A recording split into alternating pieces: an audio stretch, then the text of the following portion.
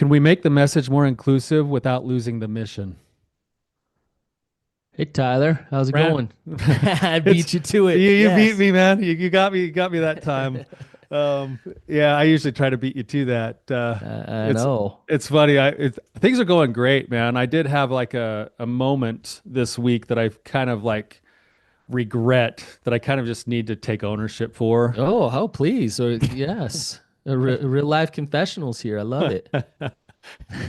I I have one guy who comes to one of my groups who we've worked on with like lashing out at people and tempers and things and the most one of the famous things that happened was that he lashed out at some clerk at like Jersey Mike's. So we call it going Jersey Mike's, right?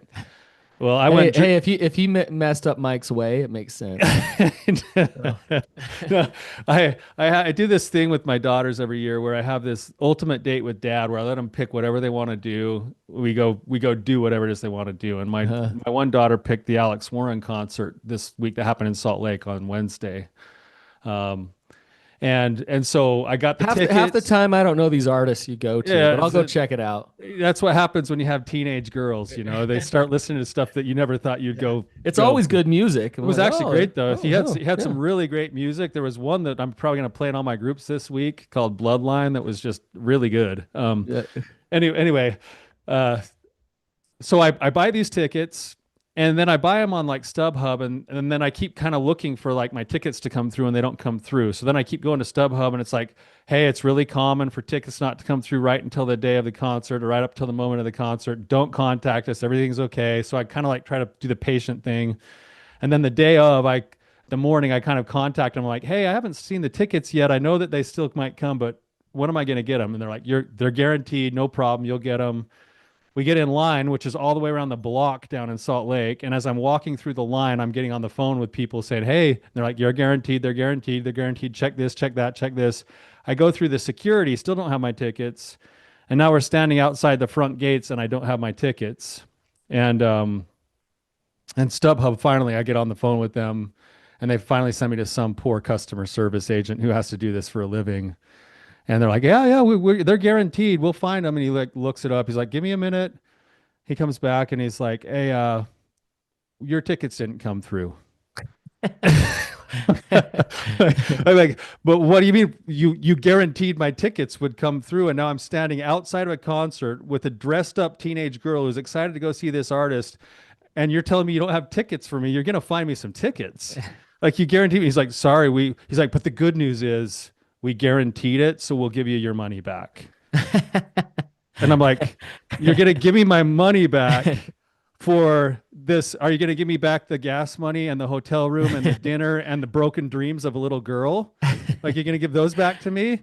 And he's like, I'm sorry, I know you're probably frustrated. And then this is where I lost it. I went Jersey Mike's on him. I said, and my poor daughter's sitting there watching this whole thing unfold, and she can see me like getting all protective and like angry. She's like, Dad, cut it off. Like, don't do it, don't do it. And then I lost it. I think I said the F word 3 times in 2 sentences, which I hope mom doesn't listen to this yeah. episode. And I tried to be nice and I said, look, this is bad for both of us. I feel bad for you that you have a job that have to deal with people like me. But would you please just pass the message up the chain to the CEO and your manager? And then I let the rant go. Um, So I apologize to the clerk, whoever I talked to that on the phone. That's not typically my nature. To StubHub, I still would tell you to F off. it's So interesting, Tyler. Well, just a quick shout out to Jersey Mike. He's a great guy. Um, I like how he has a nickname now, Jersey Mike. Shout out to him. He's awesome. But people don't know this about you, but Tyler has this temper. He's got this like switch that if you make a foul call in basketball that he feels like wasn't a foul, he freaks out. um, there's certain injustices that he cannot handle. It's always my rants are always about injustice. Yeah, Yeah, that's exactly right. I have a yeah. really long fuse, but when I think there's injustice, then that's when I go on these Where rants. where me, I'm perfectly even keel, no temper, Okay. never Yeah, never lose my cool. our listeners know that, right? Like, yeah, Yeah. exactly. Yeah. So anyway, Well, sorry. hey, it's Let's. off your chest. It's off It's my off your chest. chest. I'm Let's get sorry to back to that work guy, here. whoever that was on the phone. I'll never probably talk to you. Good job. And Good I will job. never use StubHub again. So Yeah. it's all out there. Okay. Okay. Anyways, well, we got an awesome guest with us today. Nate's here with us. Nate, welcome to the show. Thanks. Happy to be here. Really appreciate you being here. And if you could just give us a little bit of background, what's going on with you, and then ask any question. Sure. Um, I have honestly been looking forward to this conversation with both of you with sort of a cocktail of gratitude and nerves. My gratitude is born out of the fact that this is my 1 year anniversary this week is since I became a client of Tyler's and joined one of his men's groups. That group and your online program, The Healing Journey, have impacted me in ways that I probably still am uncovering. I mean, it has been very impactful for me. Mm. I've experienced real healing. I've reclaimed parts of myself that I didn't even know that I had lost. I found language for things that I used to carry silently in a shameful sort of way. So I feel a lot of gratitude, but my nervousness comes out of something, I guess, because what I want to ask about today comes from such a personal place. This work that you've invited us into and invited me into has become a part of me. Not necessarily because I've mastered it, but because or even that I want to become sort of some sort of model student, but I have bought in to the program with my entire heart. And these principles have reshaped the way that I live, the way that I love. They've changed my marriage for the better. So while the content in the podcast is yours, I don't own any of it. I feel like I'm a stakeholder at the table because I've put in sweat equity on this thing. So that is the foundation of this. And that is, I care very deeply about this message and how it's delivered. And Brandon, specifically, you've said many times on the podcast, if you don't agree with what we're saying, come on the show. Let's talk Yeah. about it. So I'm here to answer that call. Not here to argue or anything like that, but there's just some small things, some language that's used on the podcast that I think might be unintentionally closing doors for some people who need this message as much as I do, as much as I did. And I see this work as a gift.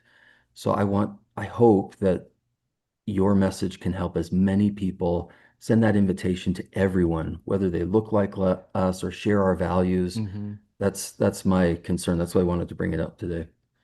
Yeah. So before we go any further, for anyone listening, we could probably just title this podcast like "How to Confront Hard Topics in the Most Productive Way Possible." Um, Nate just put on a clinic. So Thanks. yeah, thank you. What I heard you say is actually you have some things that are hitting nerves inside of you that you know are hitting nerves inside of other people, and you care deeply about what we're trying to do, so much so that you want to have the conversation so that we might be able to actually help more people, um, thanks to you being able to share your own thoughts and experiences. Great empathy. That's right. Yeah. Okay. All right. Good. Yeah. So let's get into it then a little bit. Unless Brandon, you were gonna, did I cut you off? No, I was just gonna probably same thing you're saying is I was just gonna say, well, first off, I love conversations like this. So I love when people can have difficult conversations and confront things that are uncomfortable. And that's how healing happens. That's how things get better. And that's hopefully how we can get better too. So, but I just like some more specifics. If you could help us understand what it is, and just speak to that so we can get into it. Yeah. Yeah. Sure. So I wrote down some quotes, but we don't need to get into that necessarily. Let me put it in this way. So, your healing journey program on reclaimyourheart.org is it is incredible in so many ways. One of the ways that it is so valuable and unique is that it is for both men and women. It is for both shame and trauma at the same time. To me, it's counterintuitive. Like, shouldn't the betrayed go on one journey and the betrayer go on another journey, and yet you put them on the same path to do the same experiences? And the language you use in that program is ungendered. I assume because you're expecting men and women to be there. You more frequently talk about higher power than you do God. And yet your podcast uses some gendered or prescriptive language. The most common phrase that comes up for me is step into your masculinity. Or sometimes there are comments or assumptions about how women feel or how men behave. And I think that can sometimes be alienating for listeners who aren't like you, or maybe not like me. Maybe they're not Christian, maybe they're not straight, maybe they're not monogamous, maybe they're not married. And so, anyway, those are the generalizations that I feel like are sometimes limiting and don't take your message to the full audience that could receive it. Tyler, did you have thoughts? No, I think that's a really good thought. You know, when you bring that up, actually, I'm trying to think about how the tone we take in the podcast versus what's over on the platform. And I can see what you're saying, that there is a little bit of a difference there. Um, and in my head, I guess I'm trying to think of this, Nate, and maybe you have some ideas on this. That's maybe why you're on the show today. We do talk about topics like masculinity, like femininity. We typically, and I would say this is this is where we probably take things for granted sometimes too, is that the prototypical clientele that we typically get in our practices is, you know, some kind of breach of trust or fidelity. Most often, and if you look at our practices, neither Brannon or I have women's groups for the betrayers, and we don't have men's groups for the betrayed. And part of that's just because we don't see that coming through the door for therapy very often. I think partly maybe because of societal things and other kind of gender things that go on in society. So it probably becomes pretty convenient for us just to naturally default into that kind of language on the podcast. Um, so on one hand, that's probably just something that happens sort of conveniently, but on the other hand, I'm wondering, like, how do you, and if you have thoughts, let's talk through this. How do you talk about the topics of things like masculinity, femininity, and relationships, um, and leave it more open? Yeah. One of my favorite quotes, I'm going to sound like I memorize your podcast. I don't, but I I do love it. take I notes. love it, Nate. Yeah. Way back in episode 366, you had a man on the show whose wife had betrayed him. And Brandon, you said this, I think we do a disservice by just acting as if betrayal goes one way. And I loved that quote. Mhm. So here's one idea, and this is my curiosity.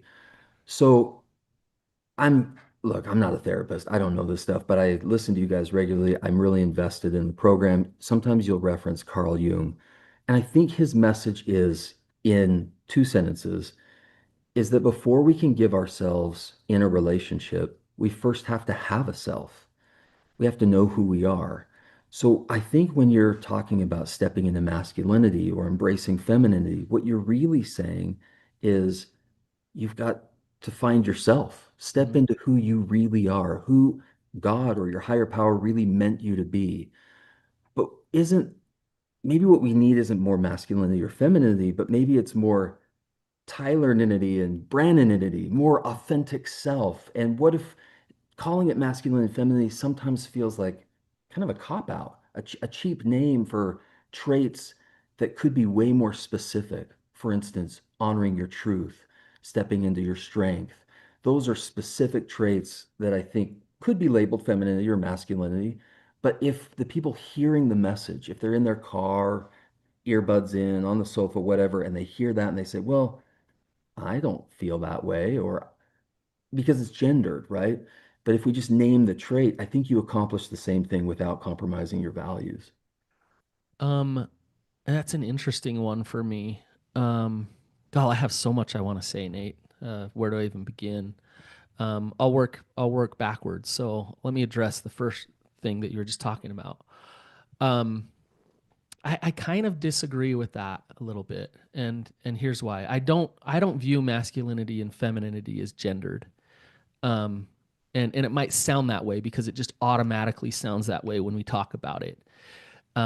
I think the essence and the energy of those things is important to put a name to it, and important to have a name to it. So I totally agree with you that we're just talking about owning you, owning who you are. Um, and it's important, I think, for someone to know, is my essence more masculine? Is it more feminine? And when I'm in a relationship, let's say I'm in a relationship with my wife, let's say she's more masculine. It's helpful for me to understand that's why she is the way she is, because she's more masculine than she is feminine. Um, and so I don't see a problem with that if you can ungender it. If it's automatically assumed that I'm just talking about men being masculine and being men and that's it, and women being feminine, then those people who aren't a feminine woman or a masculine man probably feel a bit like on the outside, right? Or like, is there something wrong with me because I'm not more masculine or I'm not more feminine, right? So I don't know, Nate, if you have any response to that. Yeah, masculinity, you may not agree with this, but if we thought masculinity or femininity was sort of like a biological thing, then we would see it be defined consistently over time and culture. But we don't. There cultures define masculinity in different ways, and over time it has changed. So, yeah, I don't know. I don't find it particularly helpful to think of, especially if I'm thinking of same-sex relationships. Well, who carries the masculine and who carries the feminine? And Brandon, you did a nice job on your May 12th podcast about femininity, saying we all have both of them inside of us. But I wonder if specificity wins the day in terms of inclusion and also in terms of effectiveness, would be my question. I'm not saying it does or doesn't, but for me, it's more effective. Being more specific, say more about that, Nate. Help me understand that. Yeah, so I Specificity think, wins the day. yeah, specificity is talking about, okay, step into your masculinity. Oftentimes, more often than not, when you say that, you add clarifying sentences after that that say, you, Mm, boy, if you could step into your masculinity, then you could confront your spouse about your truth. gotcha. Really, you're talking about the second part. You're giving it a name at the same time. I don't think if you take the first sentence away, I don't think you lose any meaning. I think you say, boy, if you could step into your truth and confront your spouse, your wife, whatever, you could do X, Y, and Z. It's the same message, but we've taken masculinity out of it, which is may or may not be gendered. It feels gendered to me, especially when phrases like a woman wants to be pursued or femininity is like the moon, right? Those types Mm-hmm. of Mm-hmm. lines don't resonate for me, and I've got to think that there are listeners to your message that maybe they don't resonate for either. Right. Um, yeah, I think it's interesting. I have my daughter is into theater, and so she has a lot of friends in theater, and theater drama is a place where a lot of kids um who are trying to figure out who they are and figure out their sexuality, and that's for some reason they end up, a lot of them, I'm generalizing, but they end up in drama and theater. And so I have a lot of kids coming over to my house, my daughter's friends, who are the best kids. I love them. Um, but there's this, they're sorting it out, and there's this confusion for them about who am I as a, and I'll say this, and you might not like this, but as a masculine being or as a feminine being, like where does my masculinity and femininity fit here? Um, and instead of going the direction for me, and this might be where we disagree, instead of going the direction of it's not it doesn't exist, or it's not a thing, or let's not talk about it as that. I think it's actually more helpful to be able to say, it is what it is. You are who you are, and let's call a spade and own what that is. And if we call it masculinity, if that's too triggering or too gendered or too, then I got to take a look at, okay, is that just my automatic programming that we call that masculinity, right? Or we call that femininity. But I think it's important. I think it's important to be able to say, huh, this is kind of where I lie, like who I am. And I will put a name to that. And I don't think that is not being inclusive. I think you can be both inclusive and use language of masculinity and femininity. So I don't know. Maybe we just disagree on that, Nate. Yeah, So but potentially. I yeah. haven't talked to all of your listeners. I don't know. But I think what I'm trying to do is maybe call something that may be unconscious to consciousness. And that is we all have bias, including the two of you. And sometimes that shows through on your show. And I wonder if a little more consciousness about that, well, just that awareness alone will help make the message broader. I love that because um, I know we have bias. Like we have big time bias. And I really, it's really good to hear from you, Nate, that in the healing journey you didn't feel it as much. I remember distinct conversations with Tyler of like, we're not gonna, pigeonhole men into the cheaters and the women into the betrayed. Like, we're not gonna just gender that, and we need to be cautious of that because of what Tyler said earlier. We work with men all the time who are the betrayers and women who are the betrayed. It doesn't mean that that's how it's always going. The other thing is like this podcast spawned from the betrayed, the addicted, and the expert. So it was like the betrayed was this dude, or the There was a betrayed was woman. this woman, and so that's kind of where this came from. But we come by this honestly too, of our the way we were raised, our conservative background, our religious background. Like Tyler and I bring all that to the table, and I think we're unconsciously, and I'm going to say this, and this is uncomfortable to say, we're unconsciously probably a little bit homophobic, and I'd like to claim that I'm not. Like my heart is not that, right? But unconsciously, probably automatically, in some ways, we're not very sensitive. Um, and unconsciously we're probably a little bit sexist, right? And I think everybody is. It Like let's depends be on who's defining the sexism, but yes, I think 100%. everybody is, but if we were to sit here and say that after doing how many 400 and something episodes that those things didn't start showing through, we would be out to lunch to think that we're perfectly not those things. So, I Love think, that honesty. I yeah. think that's powerful. Yeah.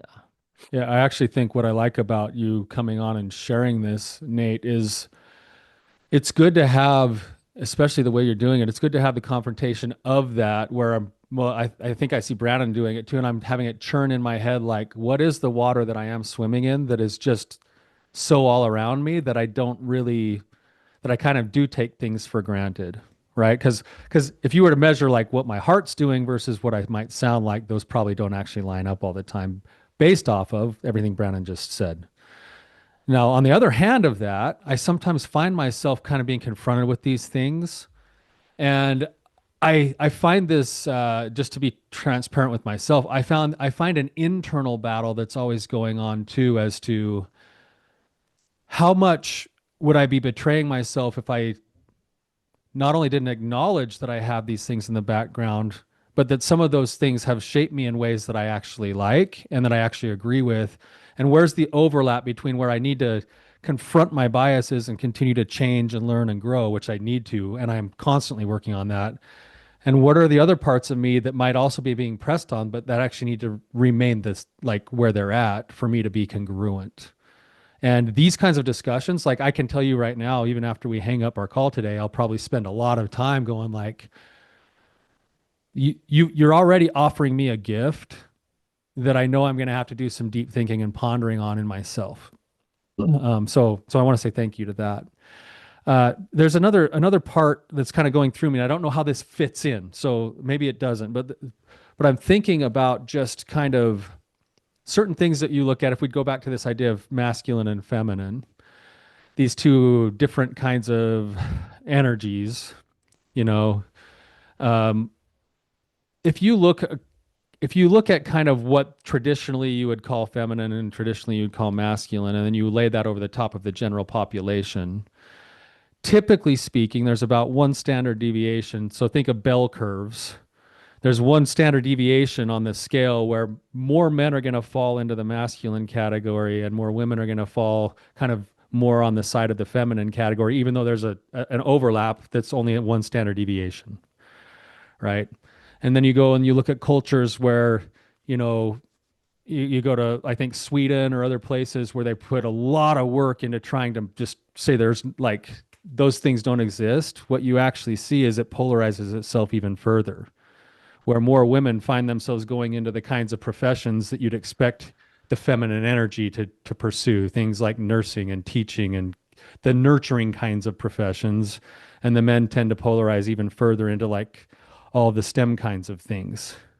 And it feels almost like, and I don't know what this is about, but one question that's run through my mind is if we don't accept that, generally speaking, right, there's obviously situations that are different. I tend to be, it's kind of weird, I tend to be pretty feminine in a lot of the ways that I approach things when it comes to like the emotional side of things. If you looked at the true traditional kinds of, and yet I have a lot of other masculine traits, you know, by the same standard. So I sometimes feel confused myself, like most people would see me as a pretty masculine man, but on the inside, I feel pretty feminine. Or a conversation I had with my wife, just talking about these two concepts of masculine and feminine not too long ago. She really relates to having a lot of masculinity in her. She approaches the world in a pretty linear way. She's straight up, she's firm, like, you know, all of those things. And yet she was realizing that in our relationship together, she has another part of her that she would call her feminine side that hasn't really been able to bloom or blossom, partly because of how I traditionally had showed up in the relationship and not being a place where that could be received. Um, and so if I can speak that language, masculine and feminine, with her, then it does give us some kind of a template to then have the discussions about, oh yeah, I could do this and this and this, or oh yeah, I want to lean into that, or you know what, this isn't me. Like I'm probably never going to do those things. Um, and I think maybe what you're saying lines up with that, and just being more specific to it, so that it doesn't feel like it's like uh, putting putting people into a box. Yeah, I think in one-on-one conversations, it can be very helpful. You've had callers come on more often than not, and they bring up masculinity. So you have to address it. I don't think avoiding it is necessarily the answer. Your audience on this podcast is hopefully the world. And something I appreciate about your faith in Christianity is that Jesus wasn't really concerned about the first standard deviation, right? He said, hey, we got the 99, but I'm going to go after the guy on the fringe or the woman or the they on the fringe, and I'm going to go rescue them. And Tyler, you once said that the Healing Journey program is world class.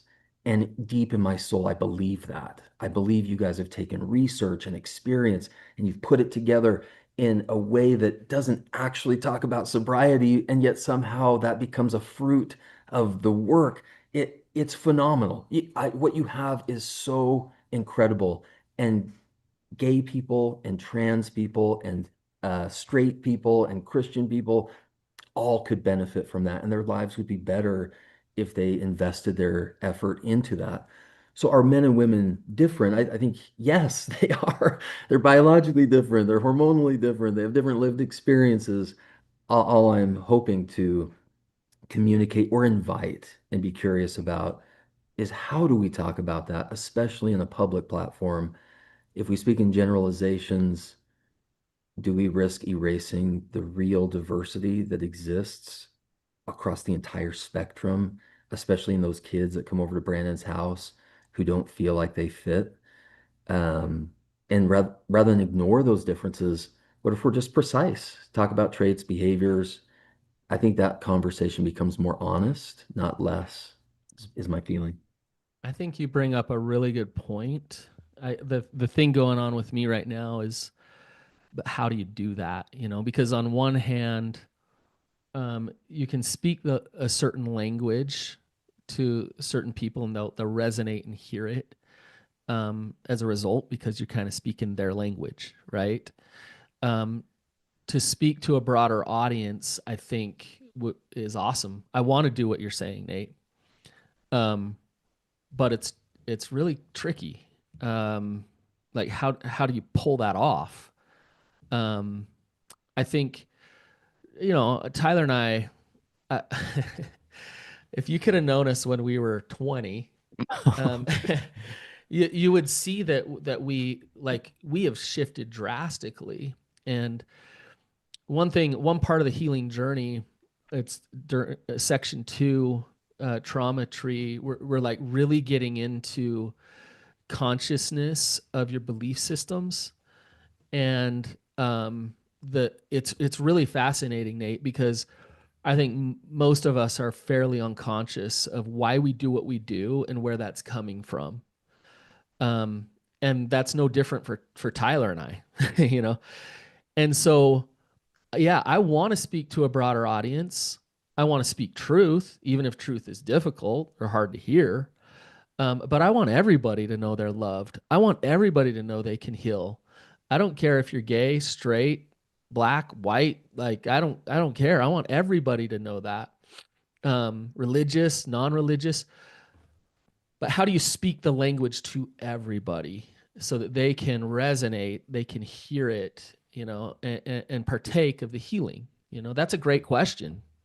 Let me see if I can talk your language. You guys often talk in terms of movie quotes. So let me try Okay. to speak Okay. the Patrick household language. Okay. Okay. You've seen Kung Fu Panda for sure. Love Oh, it. Tyler's It's a favorite recovery show. movie. I love that movie. Absolutely. And there's Uh, four of them. So like if you didn't get enough on the okay. first, you just keep watching. There's two Kung Fu masters, right? Master Shifu and Master Oogway, and they have different styles. They're both very effective teachers. So Master Shifu is prescriptive. He tells the Furious Five who they are, what they need to do. He has a documented regimen and it works, but there's friction. Oftentimes, like the plot is based on that friction. Uguay is a little different. He offers something deeper and in some ways frustrating because he speaks truth but then he doesn't give any answers. He leaves that to the student to go figure out. For him, it's about invitation, not necessarily instruction. And I wonder if the podcast could lean more into that Uguay posture, still offering clarity, grounded in truth that Brandon's talking about, but with maybe just a little more openness. So listeners aren't being told who they are, what their growth has to look like, but instead the invitation is open-ended to discover it for themselves. Hmm. I'm not saying that you're not doing that, but maybe there could be more of that. That's good feedback. Yeah, I think so. And I'm thinking too of just I actually think some of our listeners get frustrated with us for this kind of principle in other ways too, where sometimes it sounds like we're giving conflicting advice depending on who the caller is for the week. Mhm. So one caller will call in and be like, this and this and this is going on in my life, and Brannon and I kind of go this direction and be like, yeah, this is where you should be headed, and we feel like we're right in line. And then the next week someone with almost an identical story comes in and we're like, actually what you should really consider is this and this instead. Be more temperate, be more. And I'm sure our listeners are like, so which one is it? Like, like those seem to be and it's like, well, the situation was different, the target that we were talking about was slightly different, the intention was slightly different, and the client themselves was different. And so I think I hear you trying to say, and I guess that's one I'm wondering, when we get guests on the show, what our first and foremost thing with a guest is whoever's in front of us is the person we're trying to help. Exactly. Um, And yet the broad messaging then kind of gets a little bit sort of like, that's why I love dialectics so much, is that I feel like we could have two different episodes, give two different sets of advice, and I could say yes, both. I agree with both. And some people call that a cop out, but I actually feel like that's how it kind of has to be because each person is on their own journey. And you're meeting them there, speaking their language, understanding where they are at, right? I mean, I think there's some of that. And it's interesting because the rest of us just have to observe that, and that's part of it. Although many of your podcasts don't have guests, right? And that may be Right. different.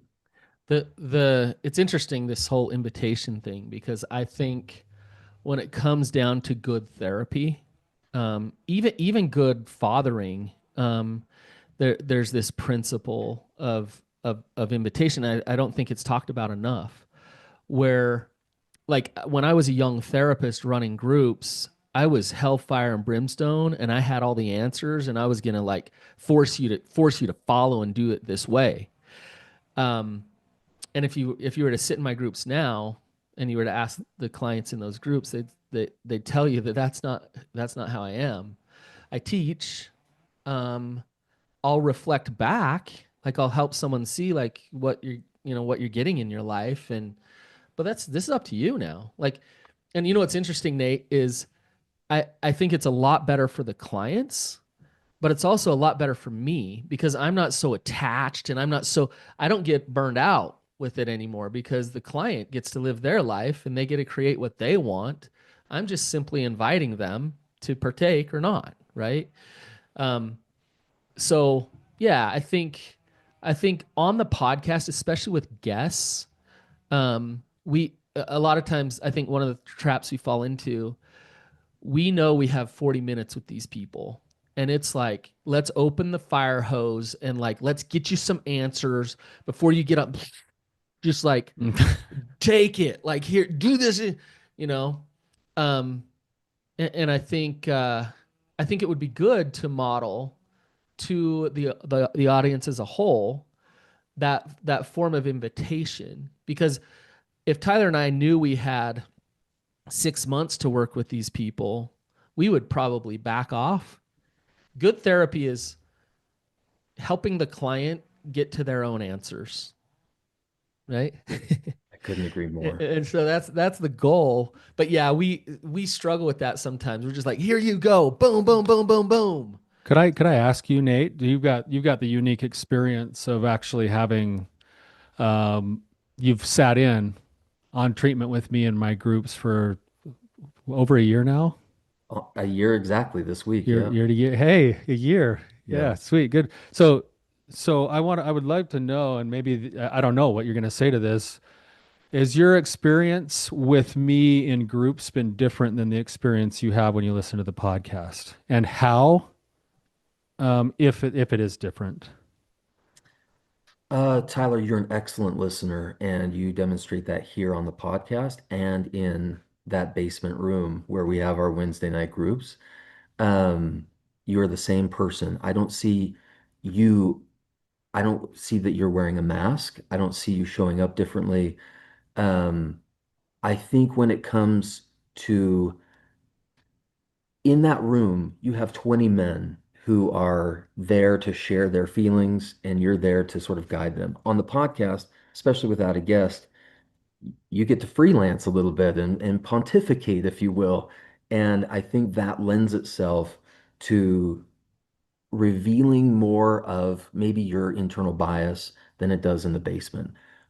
I've only rarely seen you show up for someone in our groups that wasn't effective. It's been very, very rare. You pride yourself on being non-judgmental, and I think that shines for me. That's why I'm in. If it wasn't that way, I wouldn't be there. And so I respect you for that. Okay, so if I'm hearing you right, though, the difference is that you experience me as being the same person, but my biases come out more on the podcast than they do in the group, and that's just because I speak more in the podcast. Is that what you're saying? No, I think when you have a client or a guest, because your guests are not clients, but they are here to get help from you. you're very focused on them, their language, their experiences, their Hmm. problems. I love Gotcha. that. When they're absent, then you have a microphone and a platform to talk about whatever it is you choose to talk about. And that's where maybe it's less non-judgmental because there isn't someone that you're focused on. It's your own, you're showing your heart and guts to the world. And You're yeah, basically seeing the water that I'm swimming in because there's no one else there for me to attend to. precisely. You got Yeah. it. Okay. Gotcha. Yeah. So I wonder if by nature that's probably going to happen a little bit no matter what with anybody. Especially with where part of my strengths as a therapist happen to be with the attention to the other. Um, and so that's why I was asking because I was wondering if it's something about the podcast itself that's drawing that out, or if it's the full experience all across the board. It's my fault, Tyler. I I will say most of these quotes I wrote down are from Brandon. Yeah. yeah. I love it. Yeah. And Nate, I don't know. I know we're getting kind of close to the end of the hour here, and I don't even know if we've really addressed or if we've even come to any full answers or not for what you're saying. Other than I want to say thank you to you for like bringing this up and having the courage. I also got to have to acknowledge that um, you you may have missed your calling in life if you didn't go be like a lawyer or a debater or something. Um, because you're really good at keeping people engaged while also being able to have some kind of confrontation. And I just want to say that I hope that people, honestly, people who are listening to this are picking up on the way that you've handled this discussion today, because there is so much skill and talent in what you're doing right now that I just want to acknowledge that to you and say thank you. Thanks for hearing me. Thanks for hosting me. I was nervous that it wouldn't be so peaceful. Yeah. the the uh the healing journey, we talk about your support system, and there's a funnel and there's different levels of people, and I think about good friends. Good friends are people that will be honest with you even if it's difficult. And Nate, I don't know you that well, right? But you're a good friend of the show. You're a good friend of what we're doing, and you've demonstrated that today. This is what it's all about. I love this. Um, I'm open to feedback. I think I've heard some of the things you've said today. I hope so. And I just really appreciate you being on. So, um, Nate, What I want to oh, go ahead. just what I want to say, my own takeaways are, just so that I make sure that I think I heard you too, Nate, is something that I'm walking away with for myself is that I can be more cognizant of I can try to be more cognizant of the internal biases that I have, so that I can speak in a little bit more of, you said specifics, so I can speak in more specific ways around specific principles rather than throwing blankets over the top of things sometimes. Yeah. That's something that I want to walk away with and I want to try to do a better job at. And I don't know if that's what you were trying to get across in the beginning, but that's what I'm leaving with today. What I took away is Tyler needs to stop being such a jerk. I'm just kidding. Hey, if we're talking Shifu and Uguay, I think I'm probably more of an Uguay and you're more of the Shifu, my friend. I don't. Yeah. And I do want to say this to what you said, Brennan, about friendship. I have had a different experience with Nate, and um, I've witnessed what a sorry, I'm going to get emotional on this, but I've witnessed what a good friend Nate actually is to those men that he interacts with. He is the perfect embodiment of being non-judgmental, completely loyal, fully committed, and willing to say the hard things in kind ways, like you heard him say it. And anyone who has Nate as a friend in their life is would consider themselves lucky to have that. So, what you feel, Brandon, is exactly the way he shows up. Yeah. You guys are awesome. Let me show you, let me give you one more piece of friendship before we bounce. Uh, and now I would turn, I can't see you, but if you're listening to this podcast, my invitation to all of us, Tyler, Brandon, myself, any future guest, any future listener, Maybe you could stay curious about the ways your language includes or excludes people. If we're serious about bringing these healing tools to as many people as we can, it's worthwhile for us just to check whether our words open the door wider to healing or whether they narrow the entry. And at the end of the day, if something that these guys say rubs you the wrong way, let me give you my testimonial from personal experience. The program works. Listening to the podcast isn't taking action. It's a great step. But if you're ready to take action and you want healing in your life, I can only, with everything I have inside of me, please give the healing journey an opportunity to work for you because it does. It worked for me, and I wouldn't call myself maybe you're your typical listener to this show, but if you can see past any sort of offense and go into the program, I can promise you that there's healing to be found. Wow. Jeez, man. We'll have you on the show every single week if you want to come on and say that at the end, Nate. I love you guys. Thanks for having me on. We Thanks love for you too. coming, Nate. Yeah. All right, you guys. Thank you for being here. Thank you for listening. If you're listening and you're thinking, wow, I really appreciate Nate and what he's brought up, we'd love to have you on as a guest too. Come talk to us about whatever. Tyler and I are wide open, and we're willing to listen, and we're also willing to tell you some things as we talked about today. So thank you for being here, and until next time.